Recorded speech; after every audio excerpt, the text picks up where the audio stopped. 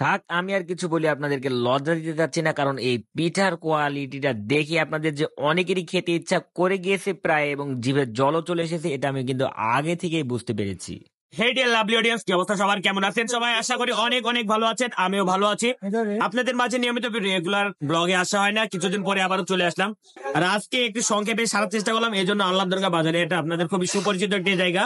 আর এই জায়গাটায় আজকে একটি শীতের সময় প্রথমে এখনো ভাপা পিঠাটা খাওয়া হয়নি, এবং আমাদের এদিকে ডুবই পিঠাও বলা হয়। তো আপনার এদিকে কে কি নামে চেনেন, এটা আপনারা অবশ্যই কমেন্টে জানাই দিবেন। আর এই পিঠার রিভিউটা আপনাদের আজ পেয়ে যাবেন, আর অসাধারণ টেস্টটা ছিল। আর সম্পূর্ণ ভিডিওটি দেখতে পেলে কিন্তু এটা লোকেশনে পেয়ে যাবেন, তাই আর দেরি না করে সম্পূর্ণ ভিডিওটি দেখতে থাকুন। আর এটি ভালো লেগে থাকলে এটা লাইক কমেন্ট শেয়ার তো করা যেতে পারে। হে ডিয়ার অডিয়েন্স, আপনাদের এই পিঠাটি দেখার পরে খেতে ইচ্ছা করবে না এমন খুব কম মানুষই আপনারা আছেন, কেননা এই পিঠাটি দেখতে এমন সুস্বাদু লাগতেছিল, আপনারা সবাই খেতে যাবেন। বিশ্বাস করেন বন্ধুরা, এমন সুন্দর একটি স্মেল বাড়াচ্ছিল, যদি ভিডিওর মাধ্যমে আপনাদের স্মেল পৌঁছে দিতে পারতাম, আমি আসলে কিন্তু আপনাদের স্মেলটাও পৌঁছে দিতাম। আর বন্ধুরা, শীত কিন্তু এখনো ঠিকভাবে পড়া শুরুই করিনি, কিন্তু শীতের পিঠাগুলো এখন স্ট্রিট ফুড হিসেবে রাস্তার পাশে বিক্রি করা হচ্ছে। আর এই খাবারগুলো খেতে এত সুস্বাদু, আমি যখন রাস্তার পাশে দাঁড়িয়ে খাচ্ছিলাম, কি যে এক ফিলিংস হচ্ছিল, মানে কি আর বলবো আপনাদের, বলে বোঝানো যাবে না। উপর থেকে কুয়াশা পড়ছে এবং নিচে গরম গরম সুন্দর একটি স্মেলওয়ালা পিঠা খাচ্ছিলাম, মানে ডুবাই পিঠা, ভাপা পিঠাও বলা যায়। আর এই ভাপা পিঠাগুলো মামা বানাচ্ছিল প্রথমে একটু গুড় দিয়ে, তারপরে আবারও একটু ময়দা দিয়ে, আবারও গুড় দিয়ে, আবারও ময়দা দিয়ে সুন্দরভাবে কিন্তু একটি সুস্বাদু খাবার তৈরি করছিল। আর আমি যখন ঢাকনাটা তুলে দেখলাম, দেখেন কি সুন্দর একটি স্মেল পাচ্ছিলাম, এবং ধোঁয়াতে পুরো ভরপুর। আপনারা দেখি হয়তো অনেকের জিভে জল চলে আসছে, কিন্তু আসলে কিছু করার নেই, আপনাদের খেতে ইচ্ছা করলে এই লোকেশন মোতাবেক চলে আসতে হবে।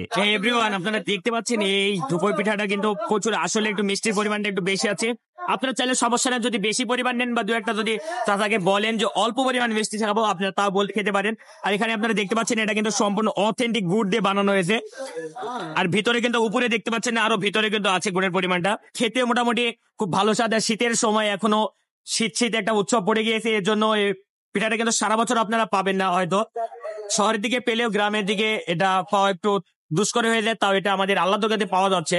আর এই পিঠাটা অন্য জায়গার কাছ থেকে জন্য একটু বেশি সুস্বাদু লাগছিল, তাই তো আমি মামাকে জিজ্ঞেস করলাম এত বেশি বেশি সুস্বাদু হওয়ার কারণ কি। মামা বলল, বেশি কিছু না বাবা, আমি এখানে 30 বছর পিঠা বিক্রি করি, মানে আমার পিঠা বিক্রির বয়স মাত্র 30 বছর, এর জন্য নাকি একটু বেশি সুস্বাদু, মানে কাকার হাতটা একটু বেশি পাকা হয়ে গিয়েছে।